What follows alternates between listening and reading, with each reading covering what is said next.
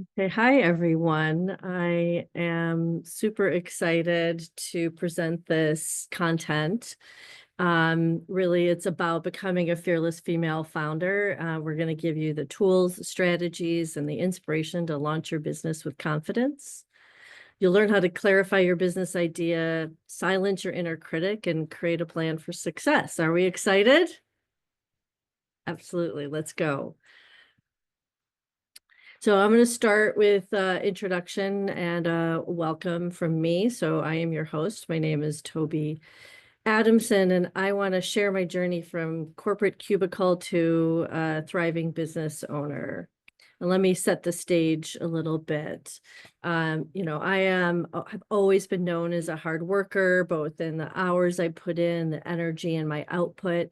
Some would call me a hyperachiever that has its strengths and weaknesses. But I was always someone who could get 10, more than 10 hours of work done in an 8-hour day. You can always count on me to get something done. However, I loved being second in command. I loved doing the stuff, avoiding the heat and the pressure. Did I find work-life balance? I'm not sure. I was home after the bus to pick up my kids, but I was constantly on the go. I was responsible for planning work, planning my kids' lives, planning my life, everything. So it definitely was exhausting. I can say that. And then one day on vacation, I realized how different life could be when the biggest decision I needed to make that day was whether or not I walk or swim up to the bar. And that feeling that day was so relaxing, which is obviously what vacation should be. But I realized maybe I was probably didn't have a good work-life balance if that felt as good as it did. But I started moving up. I started doing strategy work, defining new ideas, vetting them with target markets, and I loved that level of influence. That's probably my hyperachiever talking, because I loved having a seat at the table. And in my role, I was exposed to the workings of every department. I was getting some great experience, and I didn't even know it. So I was setting myself up for success to create my own company. And then I got fired. And I don't know if you're going to be able to hear the video, but most of you have probably seen the Indiana Jones movie. And it was something like this. So I'm just going to play this little clip.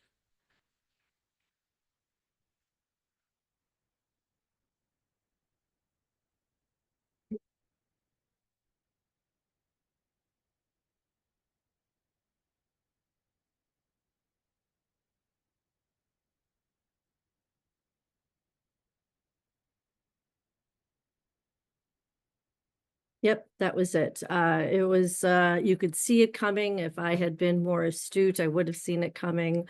It was slowly but surely, I guess that ball wasn't slow and sure, but it certainly was sure, but not slow, coming at me.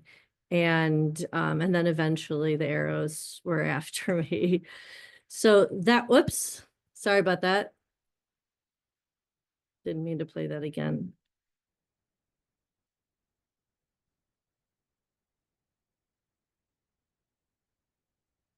Oh, there we go. Need to get to the next slide. So from that time, I made lemonade out of lemons. I started my own company. I happened to be networking because as soon as you're sort of in that situation, like, well, who do I know? Who can help me? Where can I get input and advice? And in meeting with my old CEO, we generated some ideas and we started our own company together. Within 6 months, we released new software. We completely changed an industry about how they charge, how they monetize the business model of an existing industry. And in 3 years, we sold it, which was great. That set me up to move here to Hawaii, set me up to pursue other dreams. So that's kind of me and what took me where I am right now. But I really want to talk about your dreams. So are they financial freedom? Are you looking for a way to get out of the day-to-day grind of worrying about paying bills or depending upon, some other entity to be able to earn that income to pay bills? Are you looking to get a better work-life balance? Maybe get out of the daily grind. Maybe you're in a situation where there's limited growth or your income is capped or you're sick of being on someone else's schedule and helping someone else reach their dreams. I know I've been in that situation where I worked for a company and you see the people who had the power and the equity in the company live in a great life and you're like, okay, why can't I get a piece of that? Or perhaps you just want to create something of your own, have that unlimited potential, something that really fills your passion and fills your soul, work that lights you up, a schedule that fits your life. I had to be home with the bus every day by 3 or 3:30 as the kids got a little bit older. But that would have been so much easier if I was working my own company and could make my own hours. So I want you to take 2 minutes and write down what is stopping you. Think about your drains, what you tell yourself is in your way. And then think about your fears or doubts. What are they? And are they the bigger culprit? So as an example, a drain of mine was financial. I needed to make sure I continued to pay the mortgage and all of that fun kind of stuff. My kids, my mortgage, kids were, one of my eldest was 2 or 3 years from college. So I certainly had a financial drain. And then, we all have our doubts. Mine, I had a little bit of fear of failure. A second in command, I would never be blamed. But if I'm the one in charge, that's a lot of pressure. So what are yours? Now I'm going to set a timer for 2 minutes and write them down, and then you could put them in the chat if you so choose to share.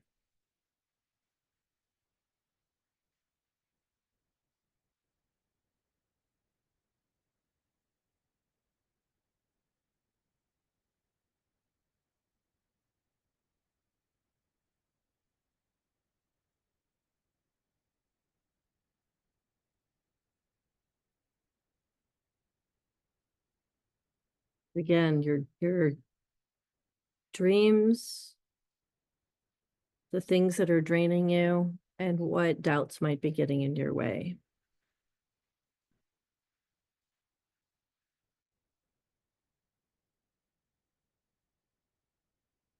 Great. Financial freedom, very common.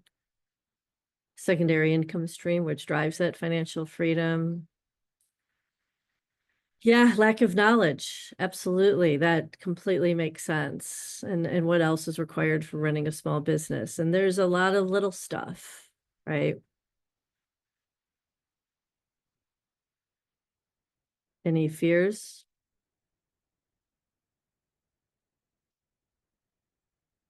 Yeah, finding the time. That's challenging.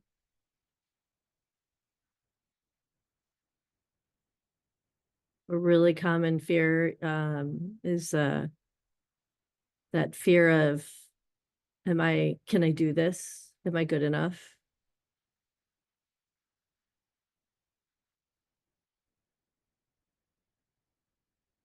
Can I bring in enough income?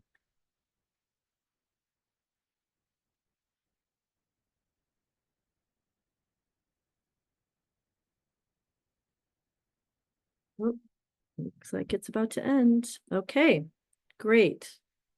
Great. Well, there's a lot of common themes there.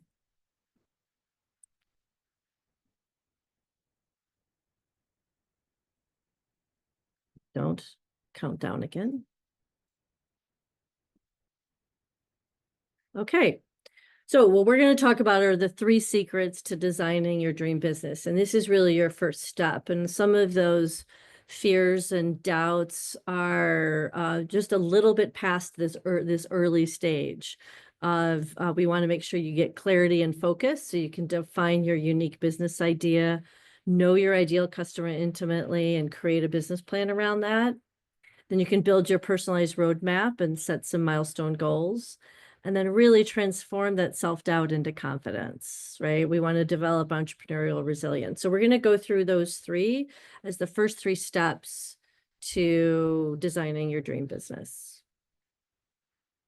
Let's start with clarity and focus. So this is about designing your unique business idea. So first, you really have to think about who do you want to impact, right? And so you can see there's a bunch of groups here, and these are 4 of a million ideas about who you want to impact. Notice that they're all groups. There's more than one person, right?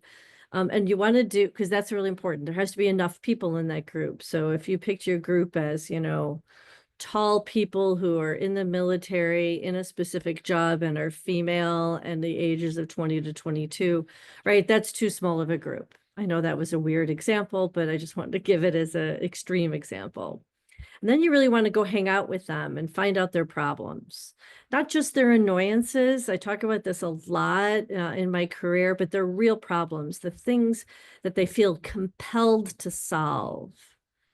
Because interesting and annoying doesn't necessarily warrant people opening up their pocketbooks, right? It has to be something that they really feel compelled to solve. And then you validate your idea. There's a number of different ways to validate it. And that's probably a whole nother webinar topic. But I want to talk more about what those dreams, what their dreams might be, right? So as an example, if you're selling coffee, right? Coffee is a product, but coffee is more than just a product. It's a tool, right? It's a way to stay awake. Now I'm here on the big island of Hawaii, and they sell Kona coffee here. Kona coffee is a subset of coffee, right? It's a way to stay awake and remember your great trip to Hawaii. An outlet cover, that's a product, but an outlet cover, an outside outlet cover might provide peace of mind on a rainy or snowy day. A necklace is more than jewelry. It might be a way to show off your elegance or your quirkiness or your artsiness, or that you're eco-friendly, or you love seashells, or that you're rich, right? So you have to think about what is the product or service actually providing. So when I think as an example about my service, is I provide financial freedom to someone, and I provide an ability for them to confidently navigate their path to building a business. So you really need to start to refine that target audience. It can never be all people who drink coffee. It's way too broad. And you need to keep on bringing it down. People in my city who drink coffee, people with high-end taste buds who drink coffee in my city, office managers who work at companies with high-end taste buds who drink coffee, right? So like I can say I'm a business coach, way too broad. I brought it all the way down to I coach people who are just trying to start a business and helping them confidently navigate the challenges and the fears of starting a business. Right. So I brought it down smaller. I could even bring it smaller. Sometimes I just focus on female, which is why this is female, fearless female founder. So like you can continue to bring it and narrow it and narrow it. And again, don't narrow it too much, but narrow it enough so you know where to find these people. That's the important part. So what you need to do when you're figuring out that problem and target market, you can kind of see that problem and customer segment, that's your target market, are part of this. This is a lean canvas. It's called a lean business canvas. Think of it as a whiteboard for your business plan. So back, in the 80s, business plans were these big, thick documents. In this case now, they're a lot smaller. And you just want to you almost want to just put it on a whiteboard. And then once you fill this out, you need to determine what is just your assumption or what is real knowledge. So what do you need to validate, right? So this is before you invest too much money in building a business, you want to sort of get answers to these things and then decide, will this really work or not? So is this problem really a problem people are going to want to solve, right? Is this solution a valid solution to the problem? What's my unique value proposition? What do I do differently than everybody else? And is that really valued? right? So if you said, you know, I have Kona coffee, and what I do differently is I package it in single serve, you know, packets. Is that unique enough? Right? Is it valued? And that kind of gets to your unfair advantage, right? What is really special about you that other people don't have? How am I going to pitch it? Right? So, coffee, you know, maybe your best bet is to your channel is through retail stores, or maybe you want to do it on Amazon. Like, where are the most people who are interested in your product going to go? So what I find for my business, the channels that are most important are just me getting in front of entrepreneurial groups, in networking events, one-on-one in person. I've tried social channels; those just don't work as well, right? And it may work for other people. It just I believe that coaching requires a relationship before I will trust you and give you that type of money to help me. Customer segment is your target market. Again, what's your cost structure? How are you going to charge? Is it subscription? Is it a package? You know, if you're a yoga studio, is it a package of 10? Um, and what are all your sources of revenue? Because you might have more than one.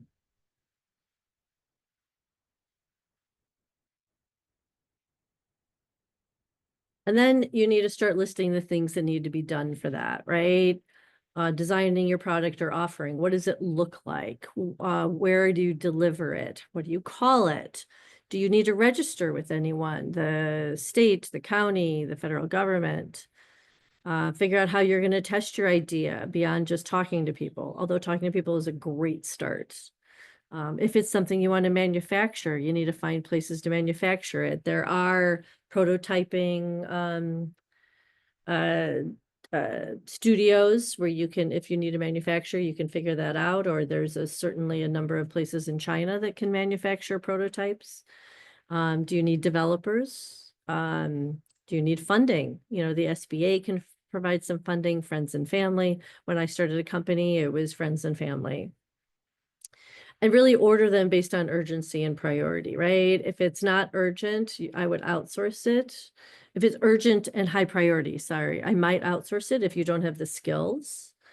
Set some due dates. You know, I use monday.com to track, there's a free version to track all my to-dos sort of by category. It's super easy and super user-friendly, but you can find whatever tool you want to use. And, you know, don't overwhelm yourself, right? You might or still be working. Pick 3 things to do each week and, you know, don't veer from those 3, just do those 3.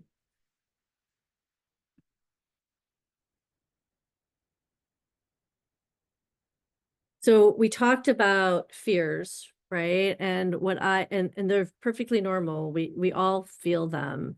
At all points in our life, all of us have some feeling of imposter syndrome, right? I'm not good enough for this. What the heck am I doing? Right? And, you know, if you look at the numbers, according to a survey published in the Journal of Behavioral Science, 70% of people in the US have experienced imposter syndrome, right? I would suggest that the other 30% are delusional because they just don't understand that we all don't have all of the skills we need. But the good news is you can catch that thought pattern in its tracks, right? You can change your mindset and revel in the success that is very well deserved. And just to normalize this a little bit more, I am somebody that if you asked anybody, people would be like, no, Toby just knows what she's doing. She doesn't ever question herself. And I actually did this quiz on do you have imposter syndrome? And it said, and I'm quoting, you have some signs of imposter syndrome. It sounds like you might be in a transition or time of personal growth. You have some awareness that you're often less than confident and sometimes oops, hold on, I just lost it. And sometimes fear that you'll be discovered as someone less than authentic or perhaps with less knowledge and skill than others believe you to have. You have some work to do to try to become more confident. So even though I don't come off that way, even I came out as potentially having imposter syndrome. And then it did follow with, because let's face it, you are a rock star. So I love that. Nice encouragement. So some facts around this too is generally women don't like to self-promote. And so these are just some facts that studies have shown that women often sell themselves short, often crediting others for their success. Americans in particular, because of our cultural norms, you know, you're supposed to be more modest and not a braggart. And women are perceived as braggers if they do tout their own capabilities, whereas men are just perceived as confident. And men will regularly rate their performances 33% higher than women. So they're just generally look at, I would almost say they have rose-colored glasses.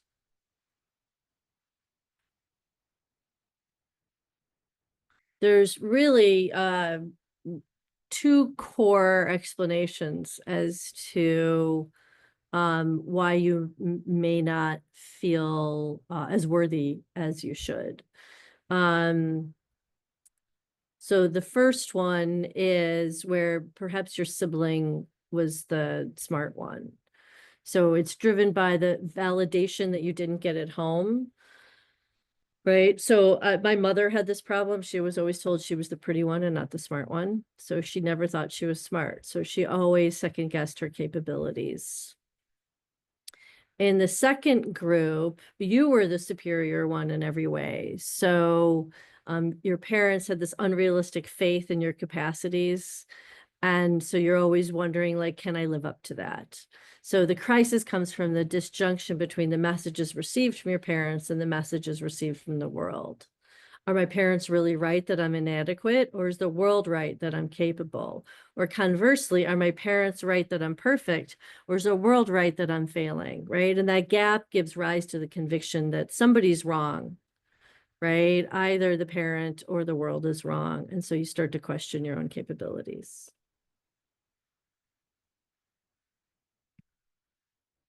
So let's talk about 5 tips for moving past imposter syndrome. Well, first of all, this is one of my absolute favorite quotes. Sarah Blakely from Spanx said it. And even if you're sitting there with that fear of, I don't know what I'm doing, you just need to start now, right? It's not fake it till you make it. It's just do it and then you can do it. And if you don't do it, you definitely can't do it, right?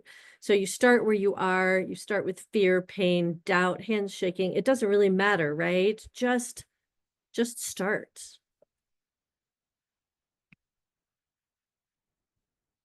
Um, one of the main things you need to do is have a different perspective, right? People hear feedback and they immediately might get defensive or think, oh, I'm not good enough. You're more likely to accept that you're flawed, right? But realize that we all have a lot to learn, right? And if you focus feedback on growth and the learning opportunity, not on I wasn't perfect, therefore I'm not good enough, then you can continue to grow, right? So, and maybe think about identifying any unrealistic rules you set for yourself, like I should always know the answer, and recognize that it's okay to not know everything and to seek assistance. 2 is to stop the negative talk. And I know it sounds very Dr. Phil. Just stop doing it, right? I always joke about that. But imposter syndrome thrives on feelings, not reality. So you need to focus on observable truths and the evidence of your skills and accomplishments. So when you start to having that negative talk, think about what facts support that I deserve to be in this role, or what have I achieved, right? So when you talk about manifesting, right, this is about energy brings like energy. So if you have negative energy, it's going to bring negative energy. And conversely, if you have positive energy, you can bring positive things. So replace it with positive talk, right? Keep a record of your successes, big or small, and any positive feedback you receive, and review that list when you're in self-doubt. Remind yourself of your capabilities. The third is to stop putting people on pedestals, right? Other people aren't better. You have what it takes. Just because you're on social media and they just got a new job, or they may look the promotion and they may look better on the outside, but they're living with the same fears and the same potentially frustrations at work. And maybe they got a new job because they were feeling like they were failing at the last one and they felt like they had to switch. Like, you don't know what's going on underneath. And I think that's really important, right? So comparing yourself to a curated online portrayal can fuel your feelings of inadequacy. Maybe be mindful of your social media consumption. I know there were situations in my life where I looked at people and I said, "Oh my God, they've got a great relationship, they've got a great life," and lo and behold, 2 months later, they're knocking on my door, with the relationship tragedy, right? So, uh, our outside facade can be very misleading.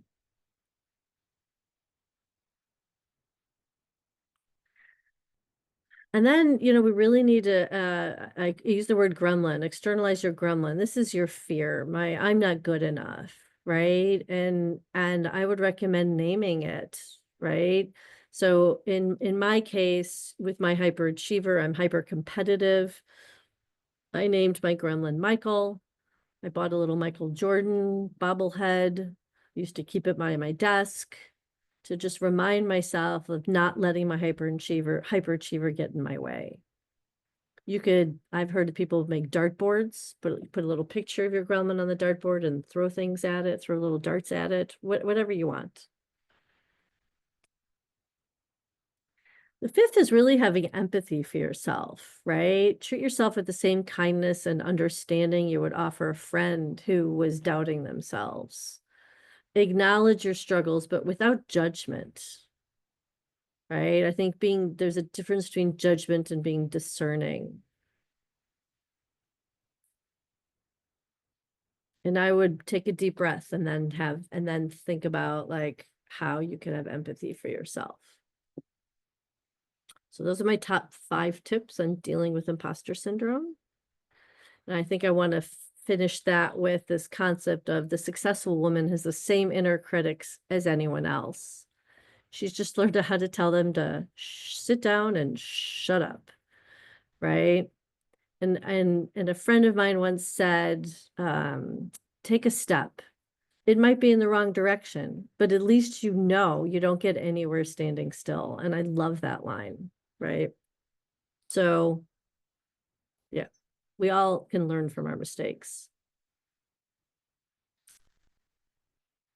So from here, there are two paths you could follow. You could dip your toe. And I do have a 4-hour workshop to really, it's called Spark Your Business Idea, to take and define that target market and the real problem you're going to solve and plan how you're going to validate that.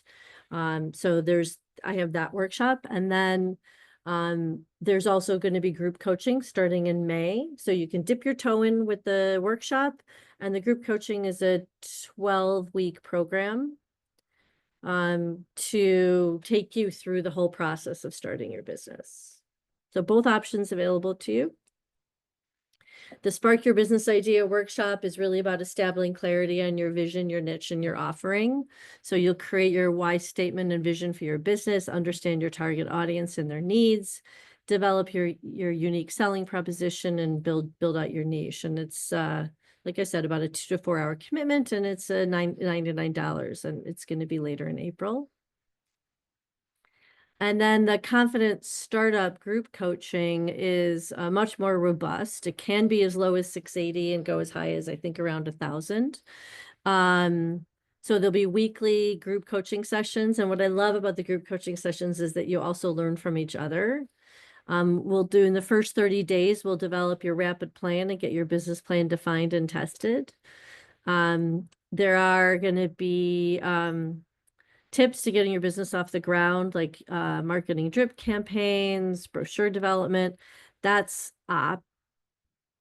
optional. Yes, that's, actually, no, that is not optional. Sorry, that will be included. Sorry, my confusion. We're gonna have a community, so that everybody can support each other. There'll be expert speakers, so on topics like legal or your accounting, I'm going to bring in some expert speakers. There is an option for Marketing Boost, which is a pool of marketing interns to help you attract your customers. And then this part is optional as well, the Women's Support Network membership. So you can get a 1-year membership to WISOS, which is a women's support group that I've joined and actually are starting a chapter here in Hawaii. So like I said, that commitment is 3 months and it starts May 5th. So here's a quick comparison.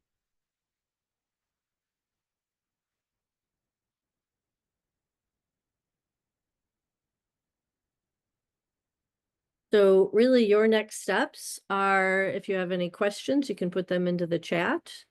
No question is too small. You could sign up for either the Spark Your Business Idea or Confident Startup, and those QR codes are there to sign up if you're interested. And then start, when you think about who your target market is, go meet with them, learn about their dreams and doubts. So if there's any questions, go ahead and put them in the chat.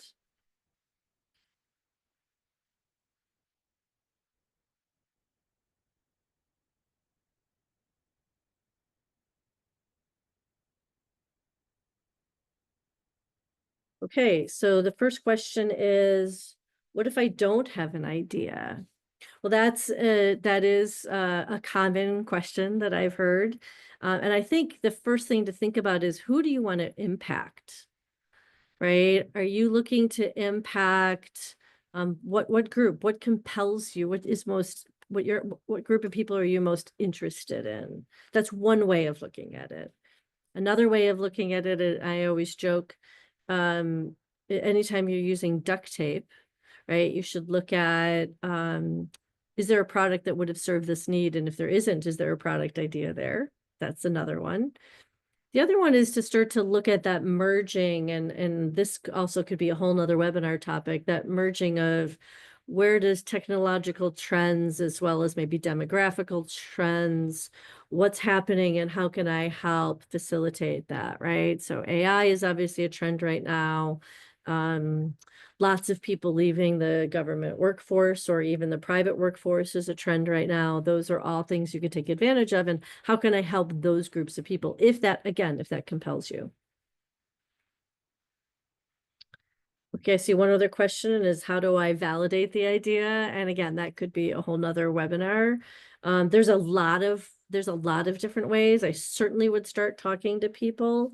And in the group coaching program, we'll go through like those validation techniques and how we can validate our ideas. But there's ways to prototype. I heard a story about how Target, when they had an idea, they actually packaged up this product that they think they wanted to sell, and they brought it to stores and tried to sell it, right? You can put up a quick landing page that pre-orders to see how many people are really pre-ordering before you invest in the manufacturing. So there's a lot of different ideas, but those are just a couple.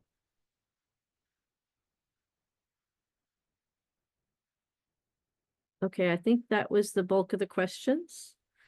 I'm going to leave this up for another minute or two, but I really appreciate your time. So thank you for coming, and, shoot some comments if you thought this was valuable, and I might repeat it even. So thank you.